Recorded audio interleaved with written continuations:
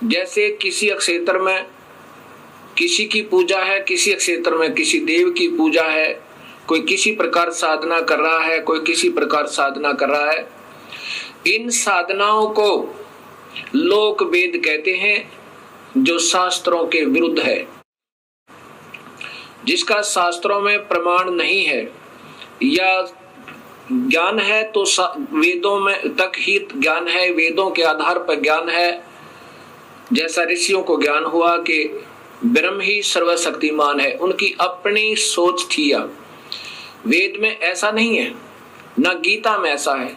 इन्होंने ही इस ब्रह्म को पूर्ण सर्वशक्तिमान मान के और लोक वेद बना दिए अपनी कथाओं के आधार पर। इसको सर्वस्वा सर्वशक्तिमान, जैसे ब्रह्मा विष्णु महेश को अजर अमर अजन्मा, इनके कोई माता पिता नहीं, ऐसा बना दिया।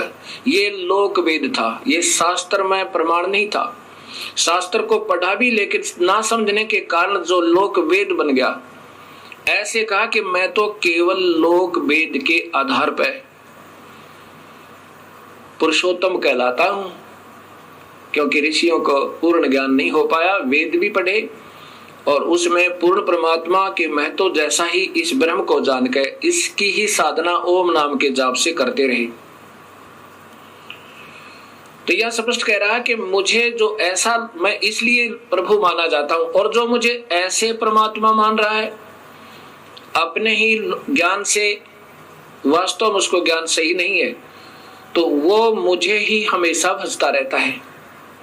और ये अनमोल शास्त्र मैंने तेरे से बता दिया, रहस्य युक्त। भगवान रहस्य युक्त क्यों कहा? जब ज्ञान है तो स्पष्ट सबके सामने ही आना चाहिए था। रहस्य युक्त क्यों कहा? क्योंकि ये हमेशा हर जीव को गुमराह करने की चेष्टा करता है। अभी इसी गीता जी के अब 19 और 20 श्लोक आपको फिर दिखाता हूं।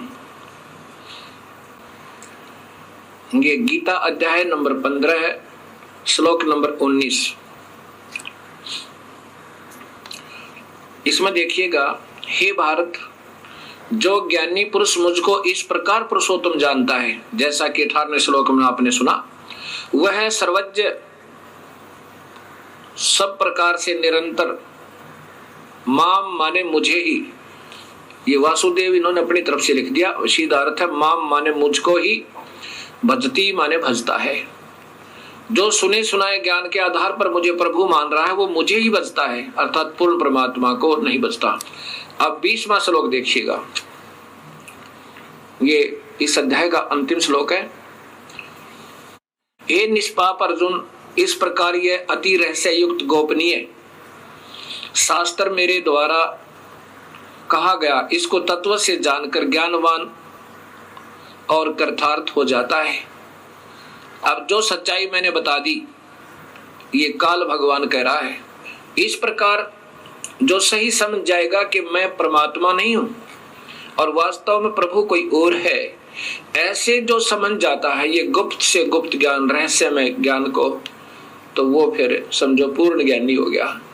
और फिर वही अपने हिसाब से साधना करता है। अब इसी गीता जी के 15वें अध्याय का प्रथम और द्वितीय श्लोक ये स्पष्ट करता है कि उल्टा लटका हुआ वृक्ष, ये देखिएगा, यही पंचोदश अध्याय चल रहा है, 15वां अध्याय, ये ऊपर देखिएगा, अथ पंचदशो अध्याय, इसमें प्रथम और द्वितीय श्लोक में लिखा है, ऊर्ध्वम मूलम अधः शाखा अश्वत्थम प्राहु अयम छंदासी अस्य प्रणानी ये तम वेद सह वेदवितः। ये उल्टा लटका हुआ, ऊर्ध्व मूलम माने ऊपर को जड़ वाला, अधः माने नीचे को शाखाएं वाला, ये मजबूत एक वृक्ष कहा है, संसार रूपी वृक्ष समझो। और छंदासी अस्य प्रणानी, अर्थात इसके वेद आदि भी इसी का गुणगान करते हैं। और उस तम माने उस अज्ञान अंधेरे में छुपे हुए उस परमेश्वर के, वेद माने ज्ञान को जो सही जान लेता, स वेदवित है, वेदवित, वह वास्तव में ज्ञानी है। अब ये तो सीधा सा बना है, आगे देखिएगा, श्लोक नंबर 2, श्लोक नंबर 2 इसमें लिखा कि इस वृक्ष की तीनों गुण प्रवदा, उस वृक्ष की, ये देखो ऊपर में, उस संसार वृक्ष की तीनों गुण रूप रजगुण ब्रह्मा, सतगुण विष्णु, तमगुण शिव जी। ये तो वैसे इन्होंने अपने तुक मारा है। तीनों गुण रूपी विषय पर वाला शाखा, विषय विकारों की ये शाखाएं, तीनों गुण रूपी विषय विचारों की शाखाएं अधः माने नीचे और ऊर्ध्व माने ऊपर सर्वत्र फैली हुई है। मनुष्य लोक में भी, और ये मनुष्य लोक में कर्मानुबंधनी मूलानी, ये मूल कारण है, जड़े हैं ये वास्तव में कर्मों को में बंधन की तीनों गुण। मूलानी नीचे और ऊपर सभी लोकों में व्याप्त हैं। अब क्या हुआ कि ये तीन गुण रूपी सतगुण विष्णु और तमगुण शिवजी रूपी ये तीनों शाखाएं इस मनुष्य लोक में इन जीवों को कर्मानुबंधनी मूलानी, कर्मों में बांधने की मूल है, जड़ है। अब इस प्रकार इस गीता जी के ज्ञान को हम समझ के और फिर आगे चलेंगे, तब हम इसको सही ढंग से समझ पाएंगे। क्या बताया? मुल्ला माया मग में बैठी हंसा चुन चुन खाई, ये ज्योत स्वरूपी कहे निरंजन में ही करता भाई। अब ये कह रहा ना कि मैं तो केवल इसलिए भगवान हूं, प्रभु हूं कि इस जीवात्मा से तथा ये सथुर शरीर में प्राणियों से उत्तम हूं। तो यहाँ कहते हैं मुल्ला माया मग में बैठी हंसा चुन चुन खाई, ज्योत स्वरूपी बया निरंजन में ही करता भाई। एक न करता दो ना करता नौ ठहराए भाई, दसवां भी धुंधर में मिल जा सत्य कबीर दुहाई। अब इन्हीं विष्णु जी के अवतार 9 तो हो चुके हैं और 10वां अभी आएगा। वो नीकलंक नाम से विष्णुदत्त शर्मा के घर पर संभल नगरी में अवतार लेगा। एंड ऑफ द कलयुग, कलयुग के अंत में उसमें सभी प्राणी मांसाहारी, कर्तघनी और भक्तिहीन हो जाएंगे। उसमें मनुष्य की आयु 20 वर्ष की होगी, स्त्री और पुरुष की, जिसमें से 5 खंड होंगे। खंड का मतलब है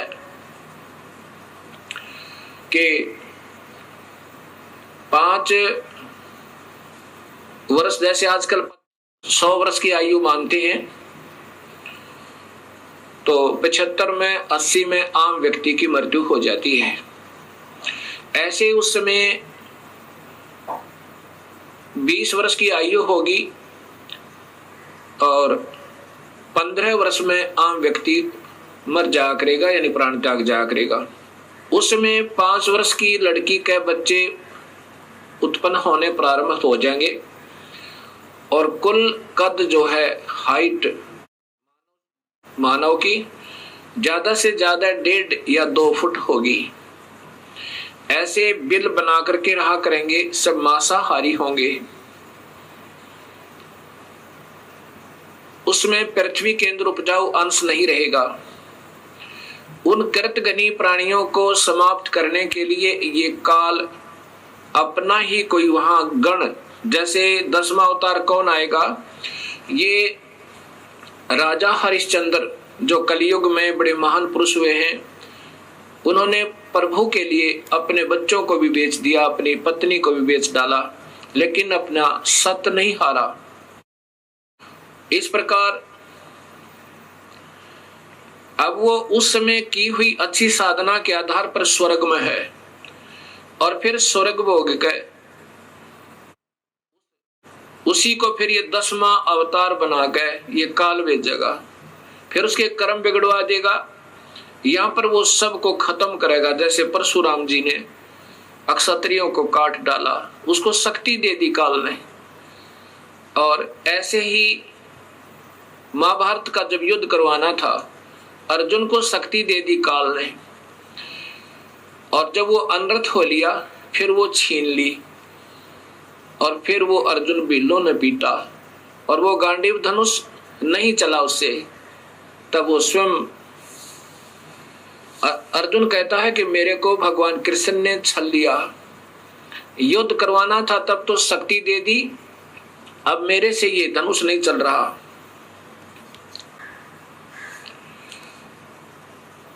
अर्जुन कहता है कि बड़ा छलिया है, लेकिन कबीर साहब कहते हैं कि भगवान कृष्ण छलिया नहीं है, वो नहीं चाहते ऐसा जुल्म करवाना।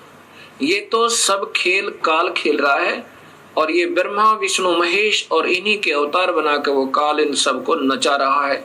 उसके पास रिमोट कंट्रोल है सबका। ये तो खिलौने हैं उस काल के सामने। वो 1000 भुजा का है, वो काल भगवान ब्रह्म, और ये ब्रह्मा विष्णु महेश केवल 4 भुजा के। और ये इनकी माँ जो है अष्टंगी शेरा वाली दुर्गा, ये 8 भुजा की। अब ये देखना, एक तो 1000 हॉर्स पावर की मोटर हो और एक 4 हॉर्स पावर की हो, एक 16 कला के हो, 16 हॉर्स पावर की मोटर हो, और एक 1000 कला की यानी पावर हॉर्स पावर की हो। कितना अंतर होता है। ऐसा ही इन सब के अंदर भिन्नता है।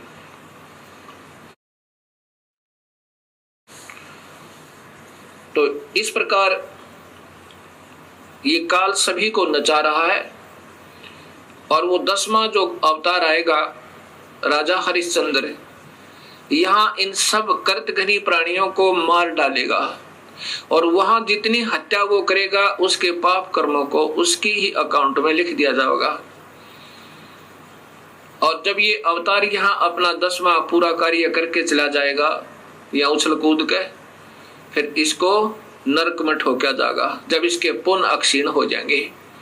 ऐसे ये काल सबको धोखा देके अस्थायी सुख दिखा के इन सबको नचा रहा है, ऐसा कबीर परमेश्वर बताना चाहते हैं।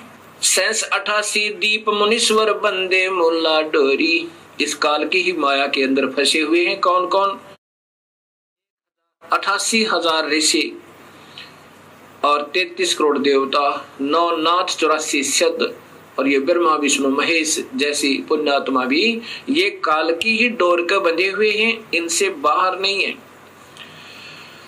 88 दीप मुनीश्वर बंदे मुल्ला डोरी, इतना जमका तलबाना चलियो पुरुष किशोरी। इन इतनों में तो 21 ब्रह्मांड में तो काल ही का तलवाना अर्थात हुक्म चलता है। मुल्ला का तो माथा दागू सत की मोर करूंगा, पुरुष दीप को हंस ले जाऊं दरा न रोकने दूंगा। अब कबीर परमेश्वर कहते हैं कि इस काल की मुल्ला माया अर्थात सब माया को मैं काट दूंगा, और अपने हंस को सतलोक में पुरुष दीप में पूर्ण परमात्मा वाले लोक में ले जाऊंगा। रास्ता नहीं रोकने दूंगा, मैं साथ रहूंगा अपनी पुण्यात्मा के, जो सत भक्ति मेरे पूरे हंस से पूरे संत का नाम लेकर के और वही 3 मंत्रों के जाप से विधिवत साधना अंतिम श्वास तक करता रहेगा। हम तो बंदी छोड़ कहां धर्म राय है चकवे, सतलोक की सकल सुनावा वाणी हमारी अखवे। 14 भवन गवन है मेरा जल थल में सर्वंगी, खालक खलक खलक में खालक अवगत अचल अवंगी। अगर अलील चक्र है मेरा जहां से हम चल आए, पांचों पर परवाना मेरा ये बंद छुटावन दाए। इन पांचों के ऊपर मेरा तलबाना मेरा हुक्म चलता है। ब्रह्मा विष्णु महेश और माया और इस काल के ऊपर ज्योति निरंजन के ऊपर कबीर परमेश्वर कहते हैं कि मेरा हुक्म चलता है। अगर अलील चक्र है मेरा जहां से हम चल आए, सतलोक से हम आए हैं, और पांचों पर परवाना मेरा बंद छुटावन दाए। जहां ओंकार निरंजन नाही, ब्रह्मा विष्णु वेद न जाही। जहां वेदों के आधार पर साधना करने वाले वहां नहीं जा सकते, और ना ही ये ब्रह्मा विष्णु महेश जा सकते। जहां ओंकार निरंजन नाही, ब्रह्मा विष्णु वेद न जाही। जहां करता ने जन भगवाना, काया माया पिंड निपराना। पांच तत्व गुण तीनों गुण नाही, जहां काल द्वीप और नहीं झाई। अमर करूं सतलोक पठाऊं, ताते बंदी छोड़ कहाऊं। बंदी छोड़, बंधन छुटवाने वाला, पाप कर्मों को काटने वाला वो कबीर परमेश्वर कहता है कि अमर करूं, ऐसे लोक में ले जाऊं ये सत सार नाम और सत नाम देकर, वहां से फिर तेरा मरण नहीं होगा। अमर करूं और सतलोक पठाऊं, सतलोक ले जाऊं, भेज दूं। इसलिए मैं बंदी छोड़ कहलाता हूं, ताते बंदी छोड़ कहूं। जैसे यजुर्वेद के 5वें अध्याय के 32वें श्लोक में स्पष्ट लिखा है कि वो कबीर परमेश्वर है जो इस काल की बंधन से छुटवाता है, और वो आकार में है। अब कबीर साहब कह रहे हैं कि अमर करूं सतलोक पठाऊं, ताते बंदी छोड़ कहाऊं। बंदी छोड़ का अर्थ होता है बंधन से छुटवाने वाला, काल की कारागार से छुटवाने वाला। अब ऋग्वेद आपको बताएगा कि वो बंदी छोड़ कौन है, ये आपके यजुर्वेद बताएगा। ये यजुर्वेद आपको दिखाते हैं। ये महर्षि दयानंद सरस्वती इनके द्वारा भाषा भाष्य है, इनका स्वयं भाषा भाष्य, इनका टीका किया हुआ है। और ये श्लोक नंबर 32 आप देखिएगा, ये देखिएगा, ये है श्लोक नंबर 32 अध्याय नंबर 5।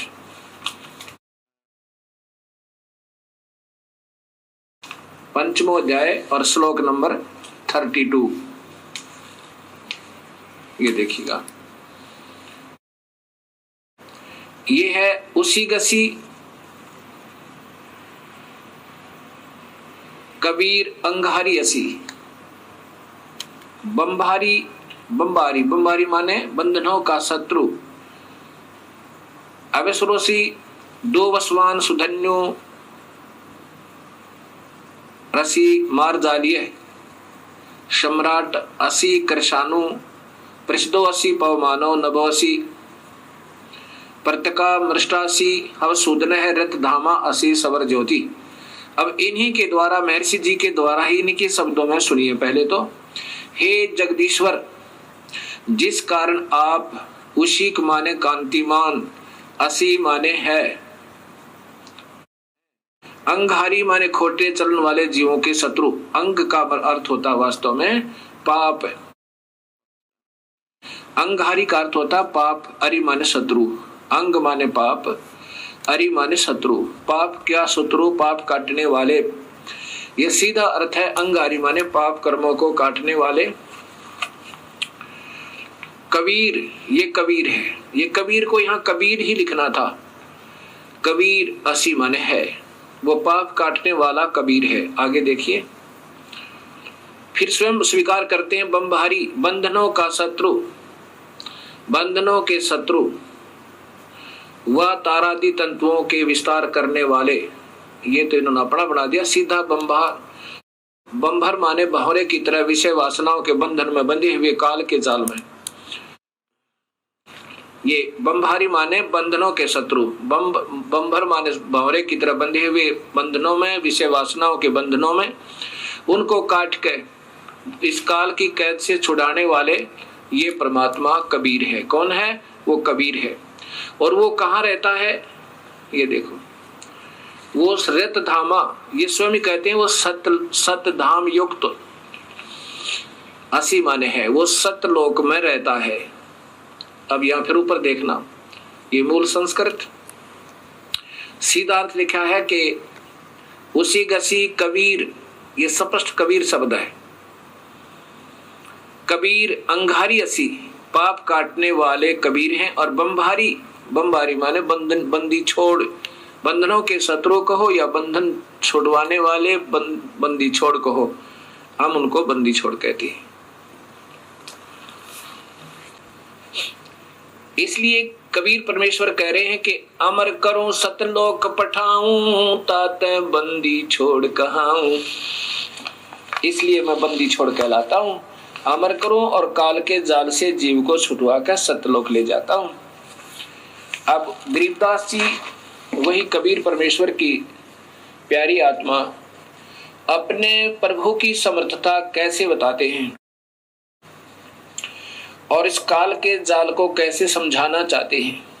अब क्या बताते हैं, माया अर्थात ये प्रकृति देवी और इसके काल के वश होकर ये और ये काल दोनों अपने ही प्राणियों को अपने आप ही पैदा करके और स्वयं ही खाते हैं। माया आद निरंजन भाई, अपने जाए आप खाई। ब्रह्मा विष्णु महेश्वर चेला, ओहम सोहम का है खिला। ये ब्रह्मा विष्णु महेश ये तीनों इसी के अधीन हैं, ये बेचारे इस काल के वश हैं। और ये ओम सोहम का है खेला। ओम ये माया है और ये काया समझो, और इसमें जीव इस काया के अंदर इन्होंने फंसा रखा है। शिखर सुन में धर्म अन्यायी, जिन शक्ति डायण मैल पठाई। शिखर सुन में ये धर्म ये काल अन्यायी कहा है कि इसने कोई किसी को भी सत्य नहीं बता रखा, सबको धोखे में देकर रखता है। अभी आप देखिएगा ये 21 ब्रह्मांड का चित्र, ये शिखर शून्य में, यहां देखो ये 21 ब्रह्मांड का इस काल के ब्रह्मांडों का चित्र है। ये ज्योत निरंजन काल ब्रह्म के 21 ब्रह्मांड का लघु चित्र। ये काल यहां बैठा है, ये एक महाब्रह्मांड में इसने 4 महाब्रह्मांड बना रखे काल ने, और इसमें 5 ब्रह्मांड का एक ग्रुप बना रखा है, एक समूह बना रखा है। इनमें सभी प्राणियों को नचा रहा है और स्वयं ये 21वें ब्रह्मांड में स्वयं शिखर में सबसे ऊपर चोटी में ये काल निरंजन अपने निज लोक में रहता है। और यहाँ पर ये तपस्विला है, ये सब्जियों को भून कर खाता है। ये नकली लोक बना रखे हैं इसने, सतलोक की नकल करके। और यहाँ पर वो 12 दूतों को रखता है, जहाँ पर अपने नकली दूत बनाकर संत बनाकर भेजता है, जो सब शास्त्र विरुद्ध साधना बताते रहते हैं। शिखर सोन में धर्म अन्यायी, युग काल अन्यायी, जिन शक्ति डायण मैल पठाई। यहाँ पर अपनी शक्ति से इस देवी से सभी ब्रह्मांडों में स्वयं ही एक एक ब्रह्मलोक बनाकर और वहां सबको नचा रहा है और ब्रह्मा विष्णु महेश की उत्पत्ति करता रहता है। शिखर सोन में धर्म अन्यायी, जिन शक्ति डायण मैल पठाई। लाख गिरा से नित उठ दूती, माया आद तकत की कुती। इस काल भगवान को कबीर परमात्मा बहुत बुरे शब्दों से लताड़ रहा है कि ये नीचात्मा इन सबको धोखा देकर ले आया यहाँ पे, झूठे लालच में। अभी इनको सब झूठे लालच में ही लगा रहा है। 1.25 लाख घड़िए नत भांडे, हंसा उत्पत्ति पर ले डंडे। होय होय 1.25 लाख रोजाना 1 लाख को तो रोज खाता है ये काल, मानव शरीरधारी प्राणियों को, और 1.25 लाख की उत्पत्ति करता है। लाख गिरा सैन्यत उठ दूती, माया आद तकत की कुती। यानी वहां से इसने गंदा कर्म किया, कुत्तों जैसा व्यवहार किया इस लड़की के साथ, इसलिए काल को वहां से निकाल दिया। और फिर कहा कि ये 1 लाख जीवों का रोजाहार करता है ये काल भगवान, जिसको ये नादान आत्मा सभी पूज रही हैं। और इसी के 3 पुत्र हैं, ब्रह्मा विष्णु महेश। 1.25 लाख घड़िए नत भांडे, हंसा उत्पत्ति पर ले डंडे। 1.25 लाख प्रतिदिन जीवों की उत्पत्ति करता है और 1 लाख का आहार कर लेता है। ये भक्तात्मा हंस आत्माओं को जन्म और मरण के दंड से दंडित करता रहता है। ये तीनों चेला बटपारी, सरजे पुरुषा सिरजी नारी, खोखापुर में जीव भुलाए, शोपन बिष्ट बैकुंठ बनाए। इस खोखापुर में इस काल का लोक दिखा तो ये सतलोक जैसा है, यानी उसकी नकल कर रखी है। और ये सब ऊपर से कवर, खोखा माने कवर, वो तो ठीक लगता है सही ओरिजिनल माल जैसा, लेकिन अंदर माल डुप्लीकेट है। कीड़ी कुंजर और अवतारा, हरहट डोर बंधे कई बारा। ये अरहट का कुआ लोई, या गल बंधा है सब कोई। ये अरहट माने रहट का, एक रहट होता है एक कुएं के अंदर वेल, और उसमें एक चैन लगा करके एक पुली पे एक सर्कुलर लोहे का एक घेरा होता है, और उसके ऊपर बाल्टियां बकेट्स वो जड़ दी जाती है उस चैन के ऊपर, और फिर उसको बैल से चलाया करते थे कोल्हू की तरह। और फिर वो नीचे से बाल्टियां भरकर आती थी, ऊपर खाली हो जाती थी, फिर नीचे से भरकर आती थी, ऊपर खाली हो जाती थी। ऐसे ही ये भक्त आत्मा नीचे अपने पुण्य और पाप इकट्ठे करते हैं, ऊपर स्वर्ग के अंदर जाकर के उनको स्वर्ग और नरक में उन दोनों को खाली करके फिर 84 लाख जोनियों के कष्ट को फिर उठाते रहते हैं। कीड़ी कुंजर और अवतारा, हरहट डोर बंधे कई बारा। कीड़ी यानी चींटी से लेकर और हाथी तक, और ये अवतार भी ऐसे ही काल के जन्म मरण रूपी रहट से बंधे हुए हैं। अरब अलील इंद्र हैं भाई, हरहट डोर बंधे सब आई। शेष महेश गणेश्वर ताही, हरहट डोर बंधे सब आही। ये शेष महेश, ये गणेश्वर, ये भी सब जन्म मरण के अंदर ही हैं, ब्रह्मा विष्णु महेश भी। शुक्रादिक ब्रह्मादिक देवा, हरहट डोर बंधे सब खेवा। शुक्रादिक ये शुक्राचार्य जैसे महापुरुष भी, और ब्रह्मादिक ब्रह्मा विष्णु महेश आदि, ये भी इस जन्म मरण की रहट की डोरी में सब बंधे हुए हैं। कोटिक करता फिरता देखा, हरहट डोर कहूं सुन लेखा। ये चतुर्भुजी भगवान कहाँ में, हरहट डोर बंधे सब आवे। ये चतुर्भुजी भगवान कहाँ में, ये 4 भुजा के भगवान ब्रह्मा विष्णु महेश कहलाते हैं। ये भी इस जन्म मरण के चक्कर रूपी रहट की डोरी से बंधे हुए हैं। ये है खोखापुर का कुआ, इसमें पड़ा सो निश्चय मुआ। ये वो बहुत ही निमन सत्र का स्थान है, इसमें जो भी हो गया, पैदा हो गया, वो मरेगा, और मर गया उसका जन्म अवश्य होगा। ये सृष्टि रचना कबीर परमात्मा ने स्वयं सुनाई और साथ में। अब काल का प्रमाण आप स्वयं देखिए गीता जी के अंदर। ये ब्रह्म काल क्षर पुरुष स्वयं अपने आप को कहता है कि मैं काल हूं। श्रीमद् भगवत गीता, गीता प्रेस गोरखपुर से प्रकाशित है, वही पुस्तक है ये। इसमें अध्याय नंबर 11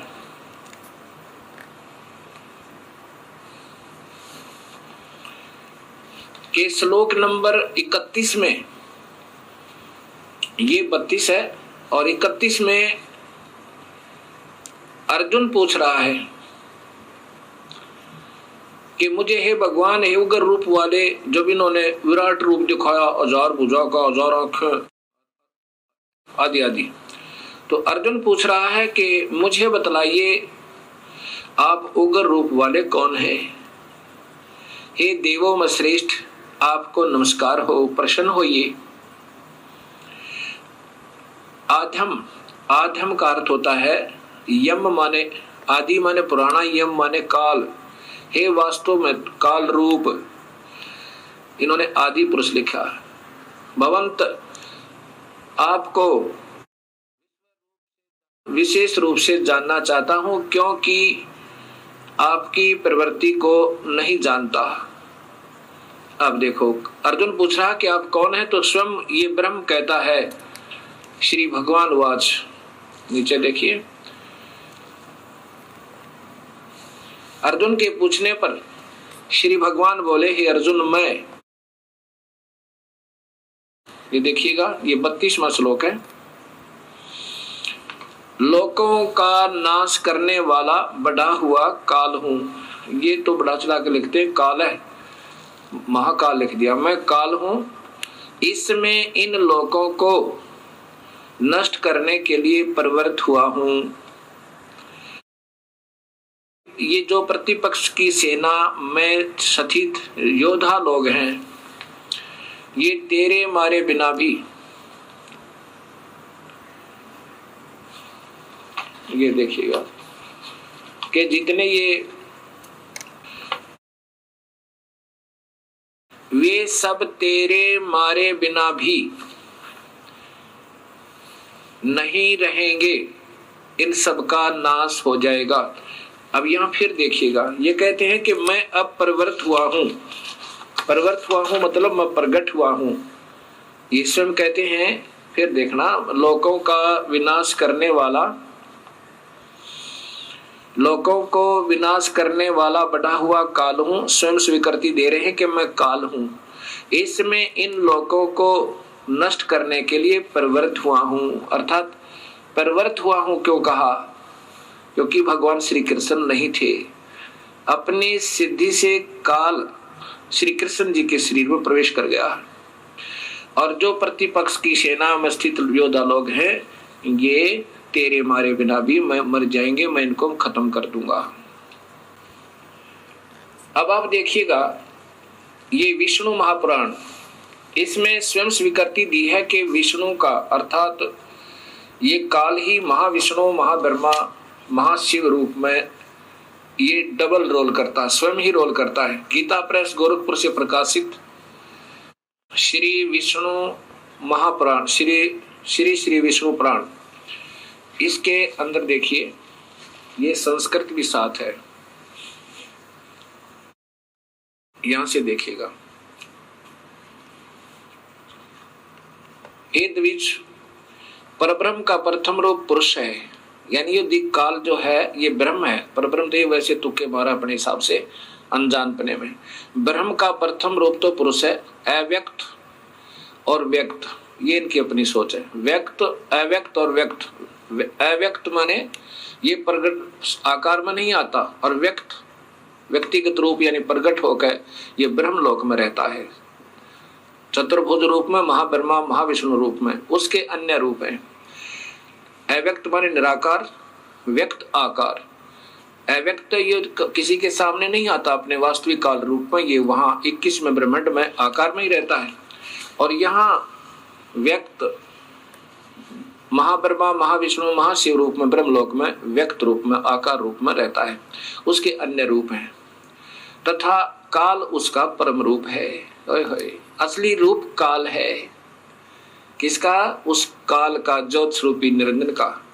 अब यहां देखिएगा कि भगवान विष्णु जो व्यक्त अव्यक्त पुरुष काल रूप से स्थित होते हैं, अब जैसे ब्रह्मलोक के अंदर ये महाब्रह्मा महाविष्णु शिव रूप में ये व्यक्त रूप में है, अव्यक्त ये गुप्त रूप में कृष्ण में प्रवेश कर गया, पुरुष और काल रूप से स्थित है। एक तो भगवान जैसा दिखे और वास्तव में ये काल है। और यहां देखिए, हे द्विज, काल रूप भगवान अनादि है, इनका अनंत नहीं है, इसलिए संसार की उत्पत्ति, स्थिति और प्रलय भी कभी नहीं रुकते। अब यहां देखिए, पुरुष के प्रकृति से पृथक सतीत हो जाने पर ये काल इस देवी को छोड़कर और 21वें ब्रह्मांड में चला गया। हो जाने पर विष्णु भगवान का काल रूप परिवर्त होता है। स्पष्ट लिखा, ये महाविष्णु से प्रारंभ होती है विष्णु पुराण, और फिर त्रिलोकीय विष्णु की महिमाओं से समाप्त होती है। अब यहाँ वो विष्णु भगवान का, वो जिसको परब्रह्म लिखा वहां पर, वो गलती से ये अपनी सोच से अब लिखा है कि प्रकृति से अलग हो जाने पर, पुरुष के यानी काल भगवान के प्रकृति से पृथक हो जाने पर विष्णु भगवान का काल रूप परिवर्त होता है, यानी वो वास्तव में वहां काल रूप में रहता है 21वें ब्रह्मांड में।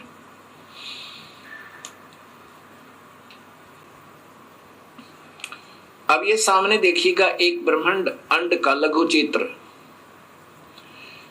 इसमें ये 7 लोक हैं नीचे के, ये पाताल लोक, ये अन्य लोक हैं, उतल, अवतल, रसतल, तुतल, वितल, अतल, और ये है पृथ्वी जिस पर हम बैठे हैं। और ये इधर देखिएगा, ये इंद्र लोक है, ये स्वर्ग और नरक लोक है, ये धर्मराय का लोक है जहां पर सब प्राणियों का लेखा जोखा होता है, जो यहाँ का एक न्यायाधीश नियुक्त किया गया है काल भगवान के द्वारा। ये काल भगवान के तीसरे पुत्र शिव जी हैं, ये शिवलोक है। और ये प्रथम पुत्र ब्रह्मा है, ब्रह्मा लोक में, और ये विष्णु जी का लोक है, ये सेकंड पुत्र ब्रह्मा काल का। और ये काल यहाँ रहता है व्यक्त रूप में, महाब्रह्मा, महाविष्णु, महाशिव रूप में। और ये प्रकृति देवी का अलग से लोक भी है, और फिर इसको यहाँ भी अपने साथ अपनी पुत्री रूप में रखता है। जब ये इनसे अलग हो जाता है, और यहाँ पर ये एक मानसरोवर भी है, और ये कबीर परमात्मा भी हर ब्रह्मांड में अपना अन्य रूप बनाकर, और इनका सतगुरु का भी एक स्थान यहाँ पर हर ब्रह्मांड में है। जो प्राणी इनकी सत भक्ति करते हैं, अगर वो पार नहीं होते तो उनको तब तक हर ब्रह्मांड में यहाँ रखता है, और फिर जब भक्ति युग आता है तो फिर उनको दोबारा जन्म दे देता है, और फिर अपने बच्चों को ढूंढ लेते हैं। अब ये एक ब्रह्मांड का चित्र है। अब 21 ब्रह्मांड का चित्र देखिए।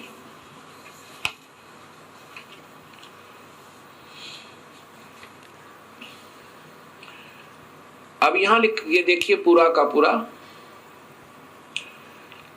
अब क्या कहा विष्णु पुराण में कि जब ये प्रकृति से भिन्न हो जाता है, हर ब्रह्मांड में अपने उत्पत्ति करके, ये एक ब्रह्मांड है, ये 5 महाब्रह्मांड का ग्रुप है, 5 ब्रह्मांड का, और एक महाब्रह्मांड बनाया हुआ इस काल ने।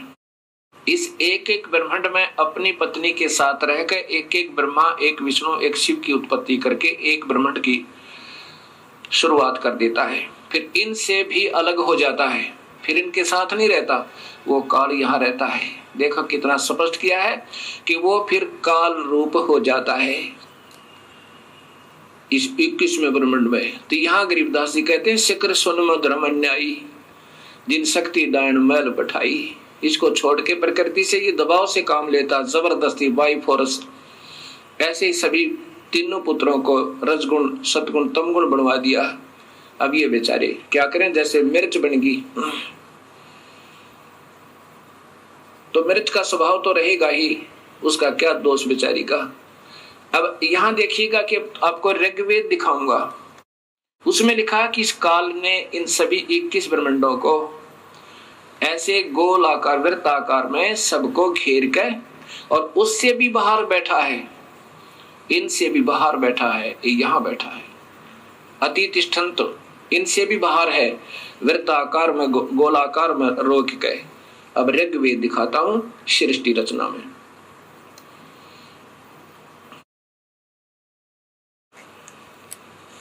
अब देखिएगा ये ऋग्वेद,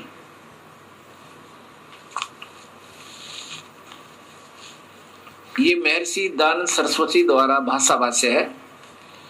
इन्होंने भी सत्य को छुपाते छुपाते भी नहीं छुपा पाए, क्योंकि इनको स्वयं ज्ञान नहीं था कि परमात्मा वास्तव में है कौन। अब ये देखिएगा ऋग्वेद मंडल नंबर 10 और सूक्त नंबर 90, इसमें देखना संस्कृत स्पष्ट बता रही है। यहां देखिए, सहस्रा शीर्षा, सहस्रा अक्षय, सहस्र पात है, स भूमि विश्वस्तो वृत्वा, ये देखना वृत्वा, अति तिष्ठन्त 10 अंगुलम, पुरुष है परमेश्वर, ये काल भगवान, पुरुष माने काल भगवान, क्योंकि अब सहस्रा शीर्षा संसार के सिरों वाला, सहस्रा संसार के नहीं 1000 सिर वाला, जैसे गीता में लिखा है हे सहस्रा बाहु सहस्रा अक्ष वाले, सहस्रा अक्षय और हजारों आंखों वाला, इन्होंने संसार की आंखों वाला लिखा है, जबकि सहस्र माने 1000 होता है। 1000 पात है, 1000 पैरों वाला सहस्रा पात। अब मैं जो बताना चाहता हूं कि ये क्या लिखा है, स माने वह भूमि, इस भूमि वाले पृथ्वी वाले लोकों में प्रकृति को विश्वता माने सब और से वृत्वा, ये वृत्वा माने गोल आकार में घेर के 10 उंगलम, इन्होंने 10 इंद्रियों लिखा नहीं, 10 उंगल माने इन 10 इनसे बाहर, यानी अपने पूरे काबू में करना। 10 उंगलम में माने पूरे काबू में करके। अति तिष्ठत यानी इनसे भी बाहर बैठा है। अब ये संस्कार दिखाई आपको, अब ये दास बताएगा वास्तव में इनका क्या सरलार्थ बनता है। और फिर आगे इन्होंने किया है, इन्होंने की भाषा में सुनिए पहले। अब दूसरा श्लोक, जो उत्पन्न हो चुका है और जो भविष्य में उत्पन्न होगा, होने वाला है, और जो वर्तमान में है वह सब पुरुष ही है, और अमृता मोक्ष का स्वामी है, जो प्रकृति से बढ़ता है उसका भी स्वामी है। अब देखो, ये परब्रह्म की महिमा है, वो ब्रह्म की महिमा थी। अब आगे देखिएगा, इन्होंने गोलमोल कर दिया। आगे देखो, एतावान इतनी ही इस पुरुष की जगत आदि विभूति है।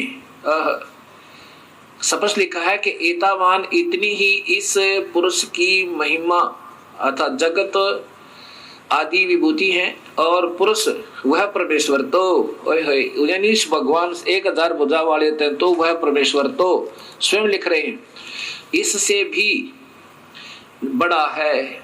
देखो महर्षि दयानंद स्वयं 2 भगवान तो आप ही स्वीकार कर रहे हैं कि वो वास्तव में परमात्मा, पहले तो 1000 भुजा वाला भगवान, अब कहते हैं ये तो इतनी ही महिमा है उस भगवान की तो, लेकिन वो परमात्मा वह परमेश्वर अर्थात दूसरा कोई भगवान है वो इससे भी बड़ा है। हे मालिक, 2 भगवान स्वयं स्वीकार करते हैं और स्वयं कहते हैं भगवान है ही नहीं, निराकार है, एक ही प्रभु है, विश्व समस्त भूत जात इसका एक पैर है, एक पैर है, पाद है, इसके 3 पाद, ज्ञान प्रकाश दिदिनी दिवी है, ये अमृतम अविनाशी है।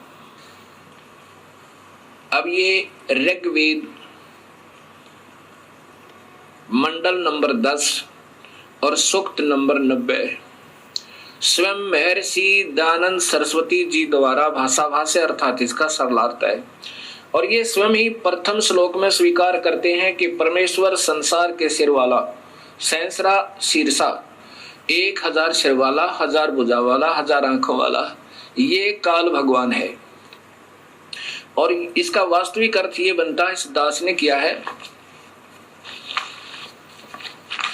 कि पुरुष विराट रूप काल भगवान अर्थात क्षर पुरुष, 1 सहस्रा शीर्षा, 1000 सिर वाला, 1000 आंखों वाला, 1000 पैरों वाला वह काल भूमि मन पृथ्वी वाले 21 ब्रह्मांडों को विश्वस्ता माने सब औरतें, विश्वस्ता माने सब और से जबरदस्ती घेर के, विश्वस्ता 10 उंगलम माने बिल्कुल पूर्ण काबू करना, यानी 10 उंगलों के बीच में रख लेना, उसको पकड़ लेना, जकड़ लेना। 10 उंगलम का अर्थ ये है पूर्ण रूप से घेर के,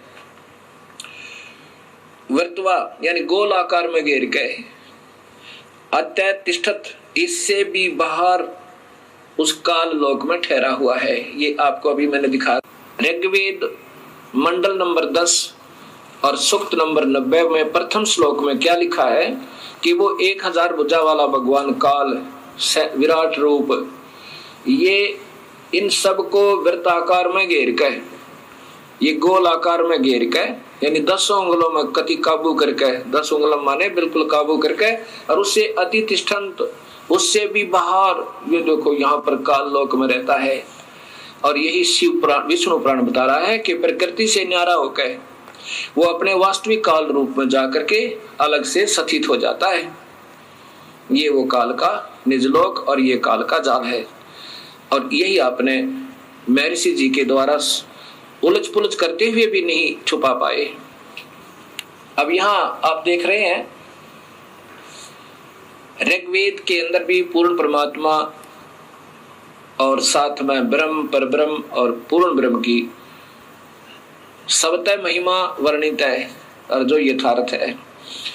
अब आपने ऋग्वेद मंडल नंबर 10 के सूक्त नंबर 90 का प्रथम श्लोक सुना कि ये काल भगवान 1000 भुजा वाला, 1000 सिर वाला, 1000 आंखों वाला, और ये इन सब सारे ब्रह्मांडों को रोक के और इनसे बाहर भी विद्यमान है। आगे दूसरे में क्या लिखा है कि एवं इस कुछ सही तौर पर पुरुष माने भगवान अक्षर पुरुष पर ब्रह्म है। ये तो नाशवान है पहले वाला तो, और दूसरा वास्तु कुछ भगवान रूप दिखाई देता है कुछ, क्योंकि वो खाता नहीं अक्षर पुरुष, और ये तपस्या पर बोलकर खाता भी है। ये नाम मात्र भगवान है, दिख है भगवान पर वास्तव में प्रभु ये है नहीं। अब स्पष्ट लिखा है कि एक रूप तो उनका काल है, वास्तविक रूप इनका एक रूप तो भगवान है काल का, विष्णु का, और वास्तविक रूप इसका यानी काल है, परम रूप काल है। ये उदाहरण आगे दूंगा।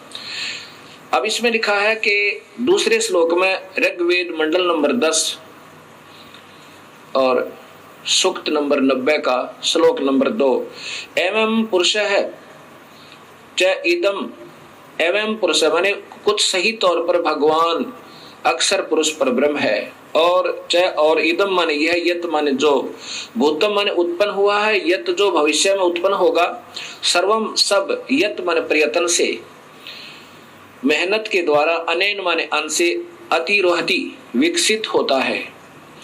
जैसे इस क्षर पुरुष के यानी ब्रह्म के लोक में और अक्षर पुरुष परब्रह्म के लोक में जितने भी प्राणी हैं वो सब मेहनत करके टुकड़े भरकर मेहनत करके अपना अन्न से ही इनका प्रफुल्लित शरीर होता है। लेकिन सतलोक में अन्न नहीं, अन्न से नहीं, वो अमृत आहार है वहां का,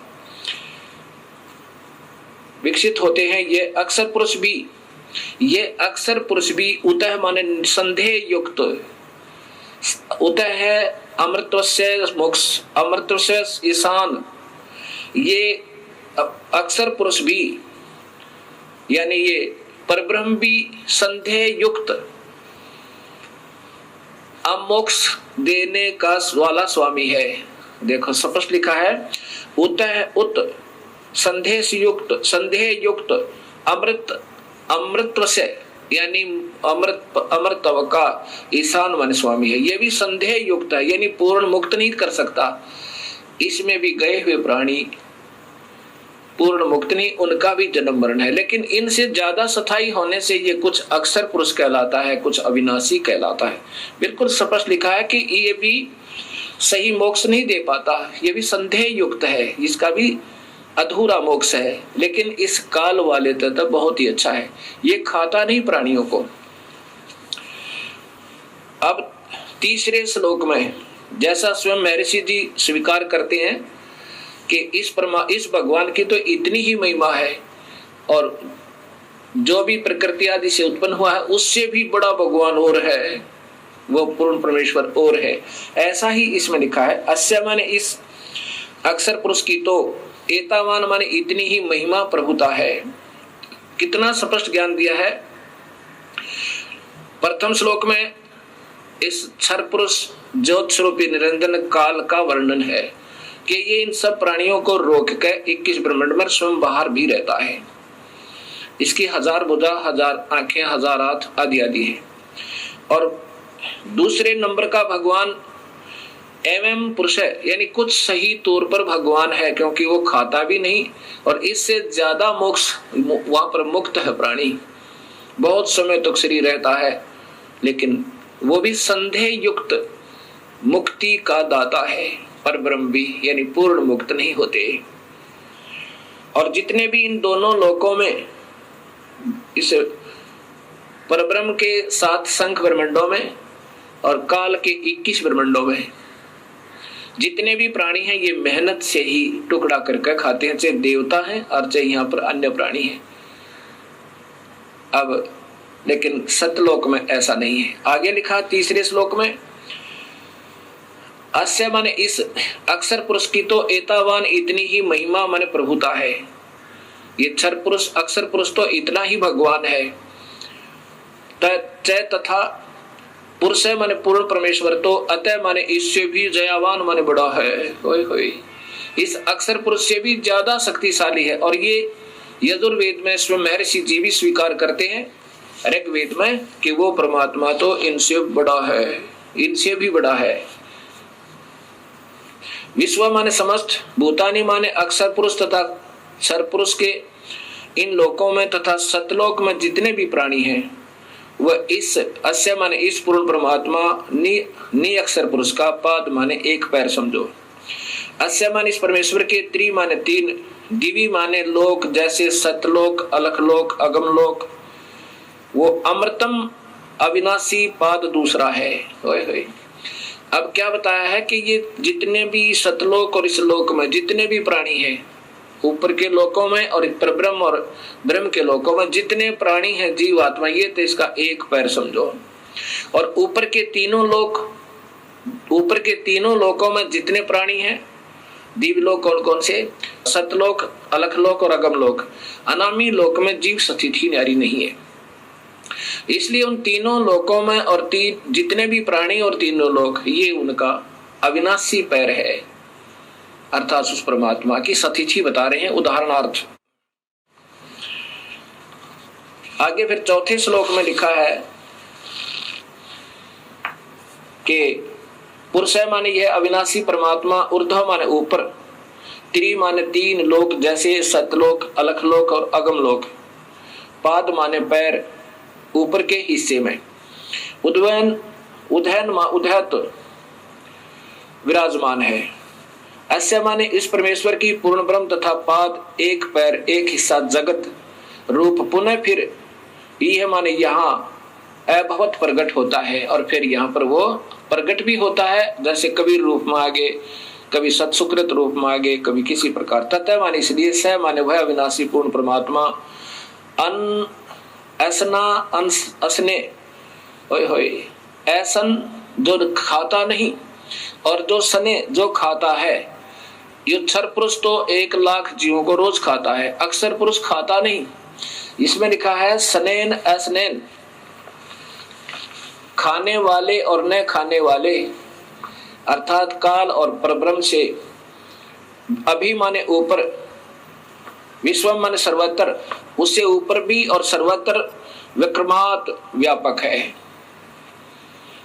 कितना स्पष्ट कर दिया कि ये परमात्मा पूर्ण ब्रह्म अविनाशी परमात्मा ऊपर के तीनों लोकों में भी है। और फिर ये खाने वाले और न खाने वाले, काल तो खाता है पर ब्रह्म नहीं खाता। ये क्षर पुरुष तो 1 लाख जीवों का आहार करता है, इसको सांप लगा हुआ है, इसको रोग लग गया, और अक्षर पुरुष नहीं खाता। इसलिए लिखा कि खाने वाले और न खाने वाले इन में भी व्यापक है और इनसे ऊपर भी न्यारा भी वो व्यापक है, ऊपर भी है और इन सब पर भी कंट्रोल है। जैसे प्रधानमंत्री राज्य में भी व्यापक, एक प्रांत में भी व्यापक है और अपने भी सब सारे देश में भी व्यापक है, और केवल मुख्यमंत्री अपने ही प्रांत में व्यापक है और मंत्री अपने विभाग में, केवल एक प्रांतीय मंत्री अपने केवल विभाग में व्यापक है, ऐसा समझो। पुरुषेण माने काल भगवान ने अपने जालसाजी से हविषा माने गर्म करके खाने के लिए मक्खन पदार्थ रूप में, देवा माने भक्त आत्माओं को अयगम अविधि पूर्वक धार्मिक रूपी यज्ञ के द्वारा, अयगम यानी जो धार्मिक यज्ञ माने धार्मिक कर्म, अयज्ञ जो धार्मिक कर्म ना हो। जैसे गीता जी में लिखा है कि 7वें अध्याय के 15वें श्लोक में कि तीनों गुणों के द्वारा जिनका ज्ञान हरा जा चुका है वो राक्षस स्वभाव को धारण किए हुए दुष्कृतिन मनुष्यों में नीच, दुष्कृतिन माने वो अधार्मिक, मतलब शास्त्र विरुद्ध साधना करने वाले, दुष्कृतिन माने जो सही धार्मिक कर्म ना हो, वो बुरे कर्म करते हैं। जो शास्त्र अनुकूल साधना नहीं है, पूर्ण परमात्मा की पूजा नहीं है, उससे अन्य पूजा को दुष्कृतिन अर्थात अविधि पूर्वक साधना करने वाले कहा है। यहाँ वही है कि अयज्ञ, जो अधूरी अविधि पूर्वक साधना रूपी यज्ञ के द्वारा, यत माने परिवर्तन करके, तन्वंत माने ताने अर्थात जाल की तरह रचना रची, वसंत सुहाना मौसम, वसंत अर्थात रिंचिक सुख। अब जब तक इस प्राणी के शुभ कर्म साथ होते हैं, जब ये मौज मारता है, बड़ी खुशी के साथ रहता है, तो ये तो समझो वसंत ऋतु बनाई इसने। शुभ कर्म जब साथ हैं तो ये आनंदित समझता है अपने आप को। लेकिन ये गरीबदास जी कहते हैं, तू जाने तेरी ऐसे नवेगी हरदम लेखा वरना रे। तो इन्हों सोच लेता है ये इंसान जब थोड़ा सा सुखी होता है कि तू ऐसे ही आनंद में रहेगा। नहीं, इस काल ने ही ये तुझे धोखा देने के लिए तेरे ही शुभ कर्म देकर वो वसंत ऋतु बना दी, अर्थात ये रंचिक सुख, संतान और संपत्ति का दिखाया। अजम माने घी अर्थात असीत माने शुभ कर्म रूपी घी था तेरा योग, ये तेरी ये मलाई थी जो वसंत ऋतु रूप में दे दी, अर्थात तेरे को शुभ, तेरे ही शुभ कर्मों का योग फल देकर, और तुझे लग रहा था मैं मौज कर रहा हूं, भगवान ने मुझे आनंद दे रखे। और फिर देखिए क्या होगा, ग्रीष्म, फिर ग्रीष्म आओगी, पाप कर्म रूपी गर्मी इस जीव को तड़पाने जलाने के लिए, अस्य माने इस काल का, ईदम माने ईंधन अर्थात आग, और सर्द ऋतु जब ये शरीर छोड़ जाएगा, फिर क्या करेगा, हवी अवनीय पदार्थ द्रव्य बनकर, अर्थात फिर ये इसको खावेगा। पहले वसंत ऋतु तो वो शुभ कर्म जो तूने ही किए हुए थे तुझे ही दे दिए, तेरी ही मलाई, तेरा ही घी तेरे सिर पर दे दिया, वो तो वसंत ऋतु समझ इसकी। और फिर ग्रीष्म ऋतु वो आवेगी जब तेरे पाप कर्म होंगे, किसी की टांग कट जाएगी, किसी की आंख फूट जाएगी, किसी का बेटा मर जाएगा, किसी की बेटी मरेगी। ये ग्रीष्म ऋतु यानी तेरे को जलाने के लिए, तड़फाने के लिए इस काल ने जाल बना रखा। और फिर शरद ऋतु जब तू मर जाएगा, ये शरीर शांत हो जाएगा, और फिर तुझे खावेगा वहां हवी, यानी तो फिर एक खाने योग्य पदार्थ बनाओ निकाल लेगा तेरे मत तपतशिला के ऊपर। ये छठा श्लोक सुना है आपको। अब सातवां सुनो, अग्रतः माने बाद में, पहले अविधिवत साधनाएं करवाई, जैसे वेदों में ओम नाम का जाप लिखा है और महिमा पूर्ण परमात्मा की, ऐसे गीता में ओम नाम का जाप और यज्ञ हवन आदि लिखे हैं और महिमा पूर्ण परमात्मा की। अभी नादान आत्माओं ने ओम नाम को पूर्ण परमात्मा का मंत्र जानकर और दिन रात मेहनत की, तपस्याएं की, लेकिन उसे प्रभु नहीं मिला। क्योंकि गीता जी के 11वें अध्याय के 47-48 श्लोक में और 53 चमन में स्पष्ट है कि अर्जुन किसी भी वेद वर्णित विधि से, यज्ञ से, हवन से, तप से, जप से मैं नहीं प्राप्त हो सकता, प्रभु तो प्राप्त हुआ नहीं। फिर उन्होंने अपने अपने अनुभव के, उन विद्वान पुरुषों ने अपने अपने जितने जिनका ध्यान में जो उपलब्धियां हुई, अपने अपने अनुभव के शास्त्र बनाने शुरू कर दिए, और जिसके कारण ये भक्ति का पतन हो गया। ये ऋग्वेद बता रहा, ऐसे वेद पढ़ाने चाहिए थे अपने को। अगर तब माने बाद में, तब मानो सज्ञान अंधकार की, यज्ञम माने पूजा के आधार पर, पुरुषम माने काल भगवान को, तेन माने उन, देवा माने भक्त आत्माओं, च तथा साध्या माने सिद्धों ने, ऋष्य है माने ऋषियों ने, बहरसी माने वेदों के बाहर अर्थात भिन्न भिन्न, जातम माने स्वयं उत्पन्न कर दिए। वेदों से बाहर, बहिर्ष माने उस बाहर के, वेदों से न्यारे, जातम माने स्वयं उत्पन्न कर दिए, अर्थात वह शास्त्र बना लिए। ये माने जो प्रोक्षण माने मन माने मंत्रों के उच्चारण से, जैसे चारों वेदों में एक एक थोड़ा थोड़ा मंत्र निकाल के और एक ब्रह्म ये गायत्री मंत्र बना दिया। ये चारों वेदों में से 2-2 अक्षर 3-3 अक्षर ले रखे हैं। ये स्वयं प्रोक्षण माने मन माने मंत्रों के उच्चारण से अयजंत अविधि पूर्वक साधनाएं शुरू कर दी।